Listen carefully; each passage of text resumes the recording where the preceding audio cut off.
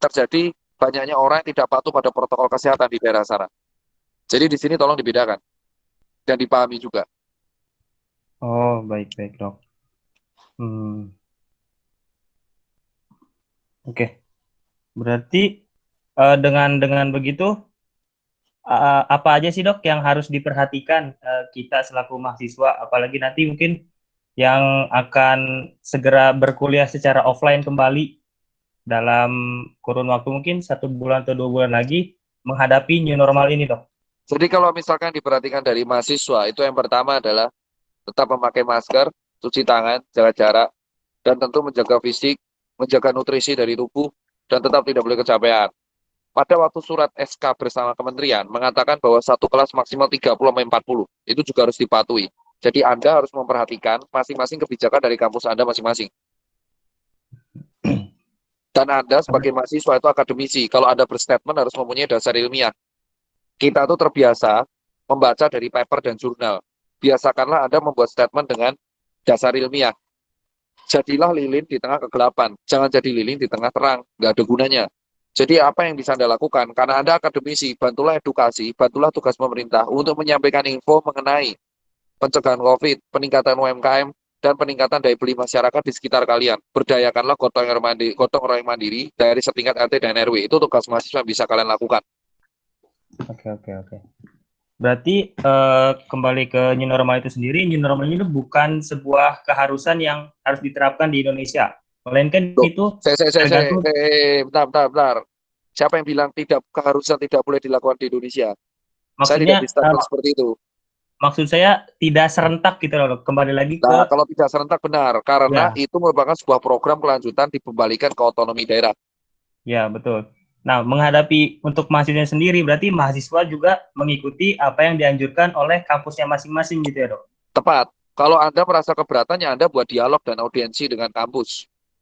Hmm, oke, baik, baik. Lalu berkaitan dengan tadi dokter menyinggung sedikit tentang nutrisi. Ini ada pertanyaan, Dok, dari peserta pada malam hari ini dari Rapsodi Dini, eh, Universitas Muhammadiyah Surakarta dari program studi gizi. Salah satu cara untuk meningkatkan sistem imun yaitu konsumsi vitamin C. Sementara di AKG kebutuhan vitamin C perempuan 19 tahun sekitar 70 miligram. Apakah apakah boleh apakah boleh dikonsumsi? Oh, maaf, Dok. Untuk meningkatkan sistem imun yaitu konsumsi vitamin C yang 1000 miligram. Sedangkan kebutuhan vitamin C perempuan 19 tahun sekitar 70 miligram. Apakah itu boleh dikonsumsi, Dok? Kalau Ini misalkan Anda mengonsumsi dalam waktu berlebihan, yang terjadi akan dikeluarkan lewat buang air kecil. Kalau Anda mau konsumsi, ya konsumsi buah-buahan saja. Allah sudah hmm, memberikan buah-buahan yang bernutrisi. Ya Anda harusnya baiknya Anda meminum buah-buahan saja. That's enough. berarti tidak tidak perlu kita mengonsumsi vitamin C seperti itu ya, Dok? Lah kamu Cukup. kamu pikir jeruk nggak ada vitamin C-nya? Ya, ya, Dok, siap. Oke. Uh, lalu, Dok, ada pertanyaan lagi, Dok. Ini saya mahasiswa D3 yang di bulan Agustus akan menjalankan magang di salah satu kota. Tetapi kota tersebut red zone, tersebut dalam keadaan red zone. Persiapan apa saja, Dok, untuk menjalankan magang dengan kondisi seperti ini? Ini pertanyaan dari Bima Setiadi dari ITTP. Kalau Anda bertanya persiapan apa aja, yang pertama, kalau Anda mau ke red zone, ya Anda rapid test terlebih dahulu. Satu. Kedua, Anda juga harus melakukan protokol kesehatan. Tiga, siapkan fisik dan jaga kondisi tubuh dengan cara makanan-makanan yang cukup, olahraga yang cukup, dan istirahat yang cukup. Oh, baik. Berarti persiapan diri sendiri dan mungkin sebagai tambahnya rapid test itu ya, Dok? Iya, Rapid test. Nah, Dok, menyinggung rapid test ini,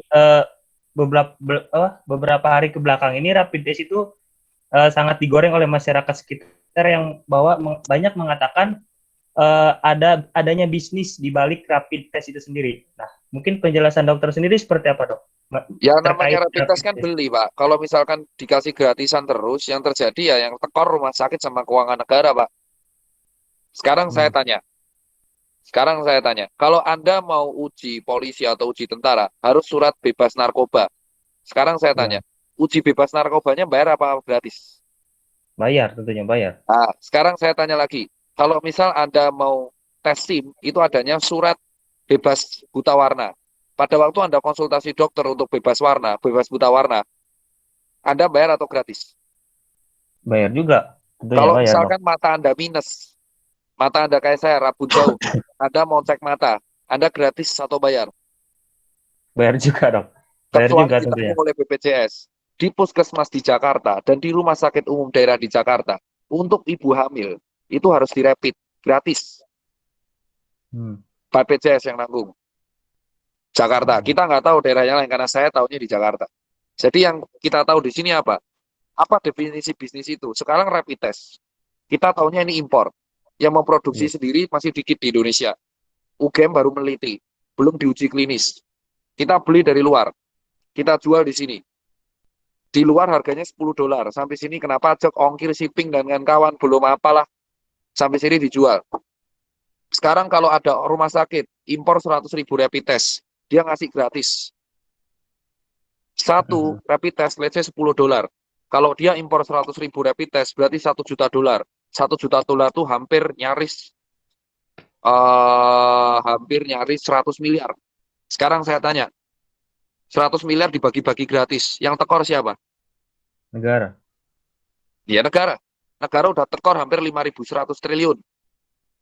Hmm. Hanya untuk Hmm. kayak gini doang. Sekarang yang saya tanyakan, ini bukan perbisnisan. Rumah sakit juga tahu diri. Sekarang saya tanya, kalau misal semua pelayanan kesehatan digratiskan, nakes, cleaning service, satpam yang kerja di rumah sakit mau makan pakai apa? Nggak bisa dia dong. Sekarang saya tanya, ada sistem bernama BPJS, ya kan? BPJS, Ya, iurannya udah lancar apa belum? belum sepertinya dok. Belum belum Nah ya lancar. udah, orang di sini masih harus perlu edukasi. Jadi kita tidak bisa menyalahkan masyarakat yang dituduh menggoreng. Saya pun mengatakan mereka perlu literasi. Saya kemarin ke Makassar, saya lalu ke Jawa Timur untuk meluruskan semua isu tersebut. Apa yang disebut bisnis itu tidak benar. Kenapa? Karena rumah sakit juga ada kewajiban namanya CSR. Kalau Iya. yayasan itu nirlaba, ada juga rapid test yang donasi. Jadi di sini kita tahu, ini merupakan sebuah needs, bukan masuk kita membisniskan. Hampir semua nakes insentifnya belum cair. Apa kami protes? Apa kami protes? Kami tidak Tidak. pernah protes, insentif nakes belum pernah cair. Saya bisa survive karena saya punya usaha. Yang cair baru beberapa. Pernah nggak nakes mogok karena insentif nggak cair? Nggak pernah dok. Belum ada beritanya tuh selama ini Hah? yang belum ada beritanya. Nggak. Belum pernah ada. Ini yang saya bilang ya. Kemarin Menteri Kesehatan dananya 75 triliun, yang cair baru 1,75 triliun. Sebanyak 72 triliun belum cair semua. Apa nakes protes? Enggak dok. Nggak ada. Mana tuduhan bisnisnya? Nggak ada kan? Ya udah, Iya, iya. cash close. Tidak ada tuduhan bisnis di situ. Itu hanya sebuah tuduhan karena mereka bayar. Hmm. Hmm. Sekarang saya Hmm. bilang, di Inggris ada sebuah sistem namanya NHS. Itu BPJS-nya di Inggris. Mereka yang sistemnya rapi aja masih menanggung kerugian. Kesehatan itu tidak bisa untung. Hampir separuhnya rugi. Apalagi di era COVID seperti ini. Sudah banyak berita yang mengatakan rumah sakit bleeding semua keuangannya. Kenapa? Karena mereka menutup pelayanan demi COVID doang. Apakah Anda Hmm. tahu, satu orang yang kena COVID itu dirawat sampai 14 hari, 21 hari. Dan obat-obatnya seperti itu. Apakah rumah sakit bisa bayar sewa gedung? Tidak. Kami sudah berjuang mati-matian. Mau kami difitnah apa enggak, kami ikhlas. Yang penting disumpah. Hipokrates, kami melayani pasien sepenuh hati. Jadi jangan kalian percaya provokasi. Dan yang Hmm. mengatakan rapid test tidak akurat. Loh, rapid test itu screening. Screening itu hanya mengecek reaktif dan non-reaktif. Mengecek antibodi dari manusia. Kemunculan antibodi imunoglobulin G dan imunoglobulin M di dalam tubuh manusia, apakah dia reaktif terhadap antigen dari COVID-19 tersebut. COVID di Indonesia, itu strainnya ada 3. Yang diteliti baru 1. Itu oleh Eijkman Lab. Penelitiannya mau berlangsung 2 tahun. Untuk membiayai vaksin di Indonesia, butuh dana hampir 6,7 triliun. Anda mau gratis 6,7 triliun. 6,7 triliun itu mas, kalau 100 ribu, 1 GBK-nya 100 ribuan semua. Anda bisa bayangkan 6,7 triliun untuk vaksin, dan baru 2 tahun. Hmm. Iya, iya dok. Berarti untuk vaksin itu sendiri berarti Indonesia ini sedang mempersiapkan itu dok ke arah Loh, sana. sudah, Indonesia dari sejak awal COVID ini masuk, sudah berusaha untuk meneliti vaksinnya sendiri. Memakai sistem protein rekombinan, Oh. yaitu meneliti lewat RNA dengan tipe yang ada di Indonesia sendiri. Kenapa? Karena Indonesia tahu, warga kita 270 juta penduduk. Untuk supaya sebuah negara dikatakan aman, kita membutuhkan 175 juta penduduk harus divaksinasi sebanyak 2 kali. Berarti butuh 350 juta vaksin vial. Kalau kita beli dari luar, let's say harganya $1, berarti kita membutuhkan dana 350 juta dolar kalau kita beli dari luar. Itu alasan Indonesia mengembangkan sendiri lewat Edgeman Lab. Tapi kenapa tetap digoreng? Mungkin UGM juga karena UGM sedang meneliti rapid test sendiri. Erlangga meneliti plasma konvalesen. Unpad lagi meneliti tentang sebuah alat untuk mendeteksi COVID. ITB dan Masjid Sama sedang meneliti CPAP. UI juga sedang meneliti VTM, virus transportasi media. Kenapa tidak diangkat? Kenapa tidak dibicarakan oleh masyarakat? Karena tidak ada yang tahu. Karena isu itu tidak menarik untuk digoreng. Kalau dibilang Dr. Tita tidak pernah berbicara, saya dari 3 Maret berbicara soal itu. Saya ke Bandung berbicara soal gerakan Masjid Salman. Saya juga berbicara soal gerakan Unpad. Hasanuddin membuat alat untuk menetralkan aerosol infection. Sudah saya post bersama Bu Rektor. Plasma konvalesen diteliti oleh teman-teman Erlangga. UGM meneliti rapid test. Apakah kalian tahu? tidak dok. Ya udah. Karena yang ada di Karena warga kita terlalu skeptis pada negara kita sendiri. Negara kita terlalu memuja negara orang lain sampai lupa sama negaranya sendiri. Itu yang terjadi sekarang, Mas. Iya iya dok. Berarti untuk proses vaksin itu penelitiannya itu butuh waktu 2 tahun. Butuh 2 tahun karena meneliti vaksin itu ukurannya 0,1 mikron, Mas. Itu masker yang kamu pakai lubangnya 20 mikron. Vaksin si virusnya aja 0,1 mikron. Kecil banget, Mas. Untuk meneliti vaksin itu butuh mikroskop elektron. Butuh medianya, butuh media pengembangannya, butuh agar pengembangannya. Setelah itu baru diuji secara jurnal, baru diuji randomize, uji di hewan, lalu diuji manusia, baru nanti diuji di rumah sakit. Setelah itu muncul jurnal, harus di-ACC sama FDA, baru di-ACC sama WHO, dan kita berdikari. Panjang, Mas. Buat obat nggak kayak buat rengginang, Mas. Berarti dengan begitu, dengan lamanya proses penelitian selama dua tahun itu belum pasti vaksin itu berfungsi kepada tubuh manusia yang ada di Indonesia gini. Apakah Oh ya seperti itu? tepat, kan harus diuji. Kalau sudah dijual, berarti sudah lolos uji, Mas. Itulah sebabnya Indonesia krisis literasi. Mereka lebih senang berkomentar dibandingkan membaca. Kalau saya selalu cek jurnal baru saya sharing. Dan orang Indonesia tuh suka banget mencari kesalahan dari nakes. Saya kemarin edukasi di Holy Wing, digoreng, Oh iya seolah-olah iya saya dok. dugem. Iya Saya iya. klarifikasi total 92 kali, baru kelar. Iya. Baru setelah kepala BNPB yang klarifikasi, baru kelar. Ya kan? Iya dok. Ya, saya mengikuti Nah, berita itu dok. ya kan? Iya Semua orang betul betul. senang mencari kesalahan dari nakes. Saya tidak pernah memaksa untuk orang, ya, untuk orang percaya sama COVID atau enggak. Itu hakmu, Iya. demokrasi. Tetapi tolong, kalau kita berantem sesama saudara, hanya untuk memperdebatkan pro dan kontra, menurut saya itu lebih baik mudorotnya. Nggak penting. Betul betul dok. Betul. Oke. Berarti dengan kalau misalkan saya pribadi bertanya kapan COVID-19 ini berhenti, itu Kapan masih COVID selesai? Tidak akan, Mas. tidak akan. Tidak akan. Selesainya mau kapan? Ya 2021, 2022, nggak ada yang tahu. Karena mutasinya juga cepat. Strainnya aja di Indonesia ada 3. Di Cina ada 4. Masih banyak strainnya. Belum ini ada H1N1, flu babi bermutasi juga. Banyak, Mas. Belum Indonesia juga memiliki virus dengue. Belum memiliki malaria, parasit. Belum memiliki cikungunya. TBC bakteri yang tidak bisa hilang dari Indonesia.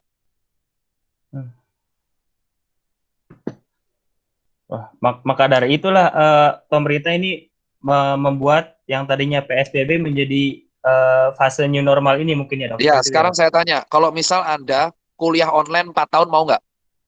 Enggak dok, sama Ah, ya sekali udah. enggak. Anda bayar semesteran sekitar 5 juta sampai 15 juta per semester. Terus Anda disuruh kuliah online 5 tahun, mau nggak? Enggak dok, Ah, sama berarti sekali Anda enggak pengen mau. masuk sekolah kan? Anda pengen Betul masuk betul kuliah kan? betul dok. Nah, kalau Anda masuk sekolah, Anda mendukung new normal apa enggak? Mendukung. Nah, kalau Anda mendukung berarti Anda bantu sukseskan dengan cara membantu edukasi ke masyarakat, bukan dengan skeptis. Itu benar nggak? Hmm, betul dok betul. Ah, ya udah. Itu yang kita lakukan. Saya juga buat gerakan bangkit dari masjid, bahwa bareng Komisaris Bank Mandiri Syariah dan Dewan Masjid Indonesia. Hmm. Tadi pagi saya sedang meeting dengan HIPMI pusat untuk merespon teguran Pak Jokowi kepada Menteri. Oh iya iya. Kami membuat sebuah komitmen kepada BPPT, Puspitek di Serpong itu penelitian untuk membuat APD lokal, ya kan, untuk UMKM, untuk membuat face sheet lokal, dan kita akan proklamirkan itu. Hmm. Ada yang tahu nggak? Setiap saya ngepost kebaikan, like-nya dikit. Tapi kalau saya ngepost kontroversial, like-nya banyak. Karena emang Wah, orang sini sukanya keributan dibandingkan kebaikan. sukanya yang menggoreng-goreng ya dok, seperti itu ya. Wah, kalau goreng-goreng saya nggak peduli lagi mas, ikhlas mas. Itu urusan mereka sama yang di atas. Yang penting kita istiqomah berbuat baik. Oke, siap dok. Dok, ini ada pertanyaan lagi dari Bintang Keperawatan UMS. Izin bertanya tentang bagaimana cara menghadapi cibiran-cibiran dari tetangga sekitar terkait Ikhlas, ikhlas. ikhlas. Satu, Saya beragama Muslim ya. Islam tuh mengajarkan teori paling bagus, ikhlas. Mau ngapain? Ikhlas saya mas. Kemarin saya 3 hari sempat stres ya, emosional karena digoreng sama netizen. Tapi saya mencoba ikhlas. Setelah saya mencoba ikhlas, saya bisa menerima. hmm, hmm, hmm. Walaupun kita sebagai akibat dari apa cibiran itu kita dikucilkan, kita harus tetap ikhlas gitu dok. Ya, ya solusinya apa mas kalau gak ikhlas? Kamu mau balas dengan pembunuhan? Kamu mau Ya, bacok yang ngucilin kamu gitu? Atau mau perang ya, tawuran? Atau mau berdebat? ah, nggak ada ujungnya kalau gitu ya dok. Nah, yaudah, berarti ikhlas. Ikhlas dan edukasi, Mas. Selesai. At least we try to solve Oh, the problem. Kita masih memberikan hal dan kabar baik. Kalau misal kita halo, ditolak karena halo. kekuatan baik yang kita kasih, ya udah kita ikhlas. Simple aja.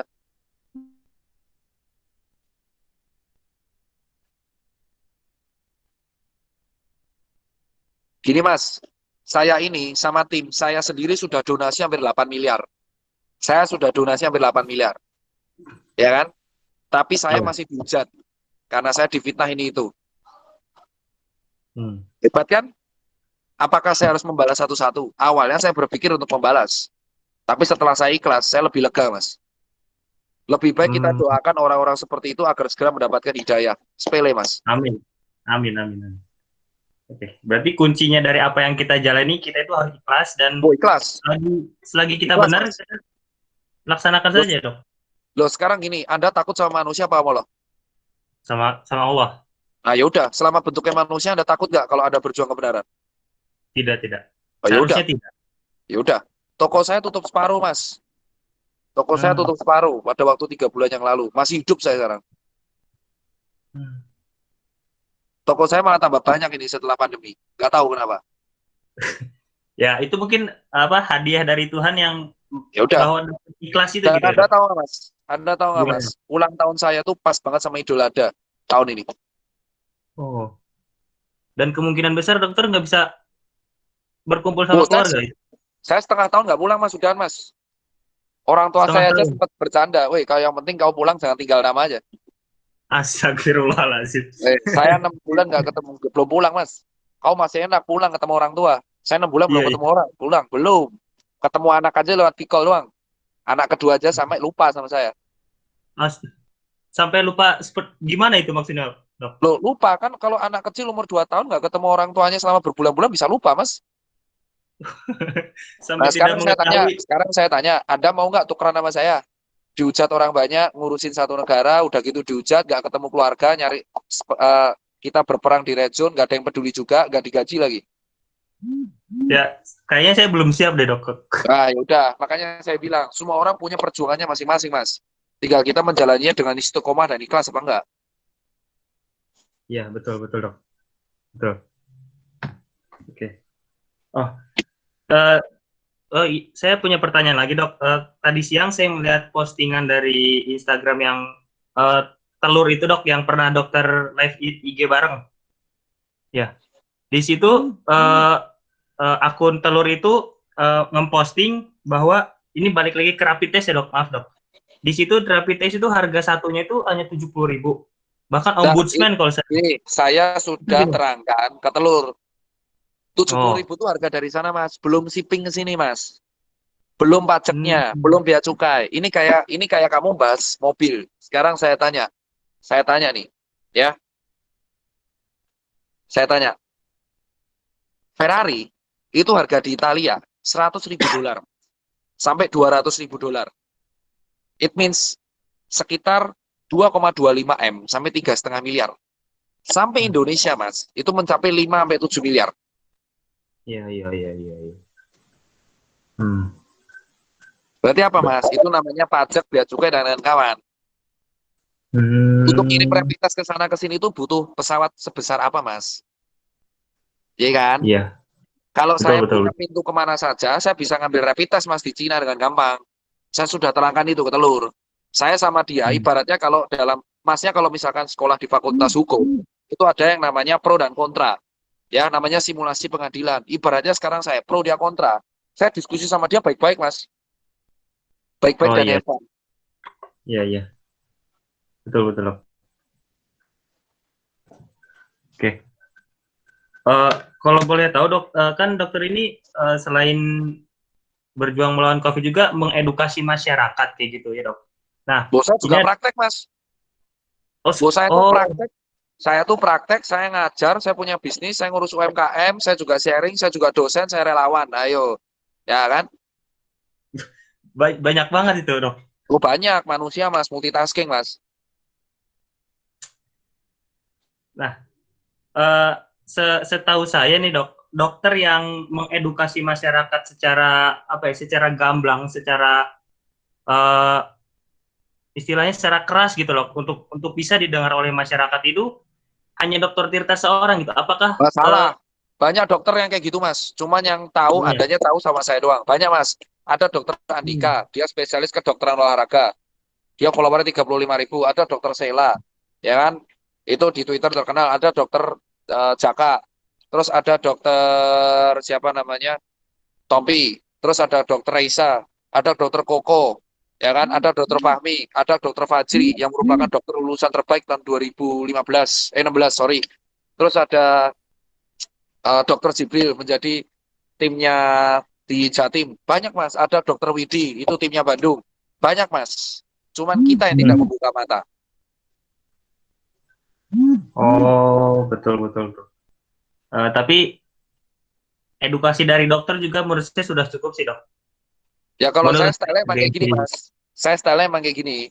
Iya, iya. Saya style Lebih kayak gini. mengenal. Saya ketemu pasien pun juga kayak gini mas. Siap, siap. Oh, ini ada lagi dok pertanyaan dari Erina Intan Septiani. Eh, Nampaknya banyak masyarakat yang belum memahami benar definisi new normal. Banyak yang menganggap seolah-olah corona sudah hilang dan kita dapat hidup seperti biasa. Protokol kesehatan belum menjadi hal krusial. Di kota saya, Jepara, kasus positif saat ini ada 273. Namun masyarakat nampak biasa saja dengan keadaan ini. Masih banyak yang nongkrong, belanja yang kurang perlu, dan tidak menjaga jarak. Bahkan sempat ada aksi menutup hidung patung Kartini Enggak. dengan. Langsung aja to the point mas. Ini nggak usah basa-basi. Gini, tugasnya anak muda itu ngedukasi sekitar. Titik. Kalau kalian emang punya power untuk ngedukasi sekitar, udah ngedukasi sekitar. Nggak usah ngeluh di medsos. Hmm, cara mengubah pola pikir masyarakat yang Saya udah susah. bilang edukasi sekitar, mulai dari keluarga dan sekitar kalian. Kalian makhluk sosial kan? Punya temenan Iya, itu iya. teman di dunia real, bukan teman di dunia medsos. Saya punya follower Hmm. jutaan M, tapi tetap teman saya, circle-nya itu aja. Jadi yang Hmm. saya bilang adalah, jadilah lilin di tengah kegelapan. Ada orang kecelakaan, Anda tolong apa Anda viralkan? Tolong. Di Jerman, kalau ada orang kecelakaan, kita shot, itu didenda, Mas.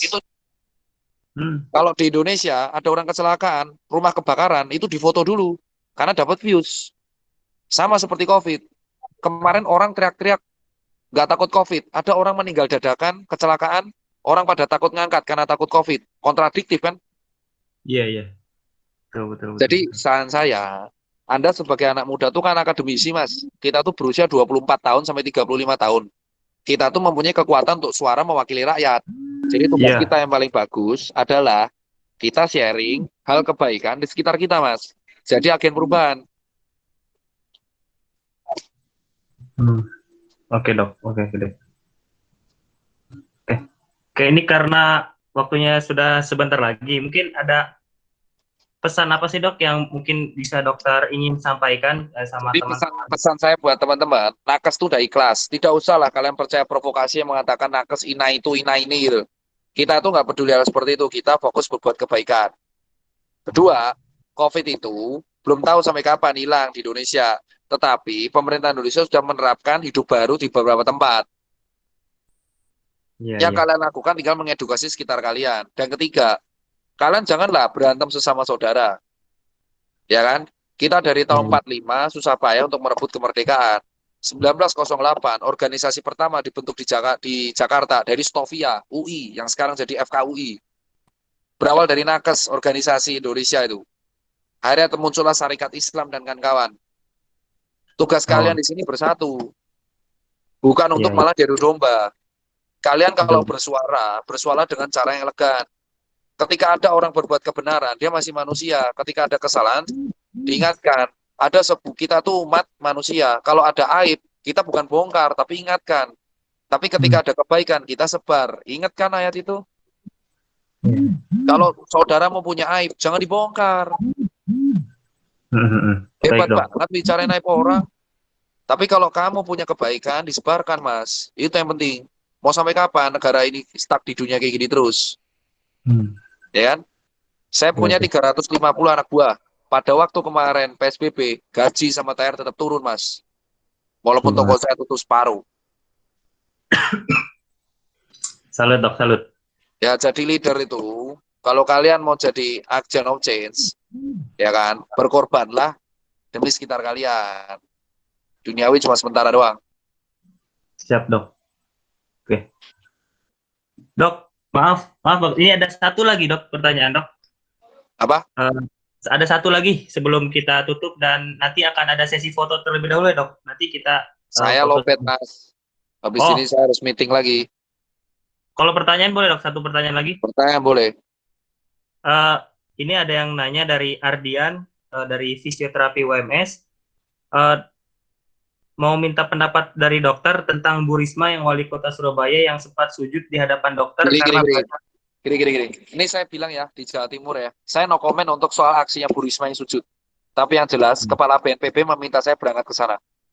Oh, Urusan sujud apa enggak itu kan yang tahu Bu Risma, bukan urusan kita. Dalamnya hati manusia, manusia juga nggak tahu, Mas. Yang tahu ya Bu Risma sama Allah. Nggak usah menduga dalamnya hati manusia gitu loh. baik, baik, Yang Dok. penting kalau Bu Risma minta maaf ya udahlah ke ID kan itu ke ID Surabaya. Kolega teman Iya. sejawat saya itu bukan urusan dari kayak kita harus ikut campur gitu loh, Mas. Yang penting beliau sujud, oke lah. Tapi setahu saya hanya sujud kepada Allah Subhanahu wa taala, Pak.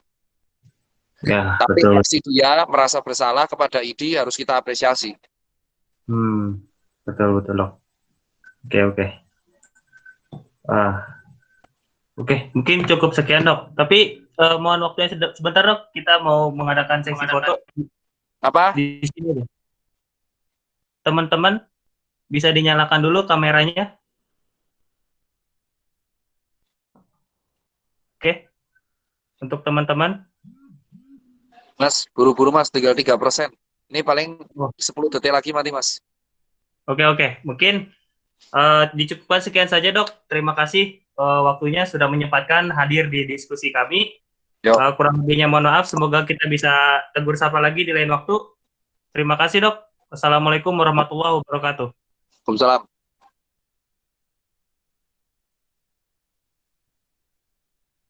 Halo, tes, tes. Halo. Udah kan? Arya. Tadi Waalaikumsalam. Kalian keren guys, keren. Sabar, ya Allah. Bentar, Terima sebentar. Kalian keren. Dari teman-teman yang sudah join dan terima kasih juga kepada moderator yang Oke. sudah meluangkan waktunya di sini. Maaf tadi kami ada terkendala pada sinyal, pada suara di YouTube HMP Visio. Insya Allah nanti akan ada rekaman yang akan kami upload di YouTube HMP Fisioterapi 2020. Jadi untuk teman-teman yang masih ketinggalan bisa ditonton di sana ya. Siap. Sebelumnya terima Terima kasih kasih kepada untuk rekan-rekan yang ini siapa yang mau ngomong? Oke, Halo, assalamualaikum. terima kasih kepada rekan-rekan yang sudah join dan juga yang sudah menyumbangkan sebagian hartanya di donasi kajian strategi ini. Semoga berkah. Terima kasih. Wassalamualaikum warahmatullahi wabarakatuh. Waalaikumsalam. Terima kasih Mohon maaf, teman-teman Kak. semua. Mohon maaf ya kalau masih banyak kesalahan. Siap, mantap Ar. Mantap. Waalaikumsalam. Mantap jiwa. Terima kasih. Izin live ya teman-teman. Terima kasih. Siap.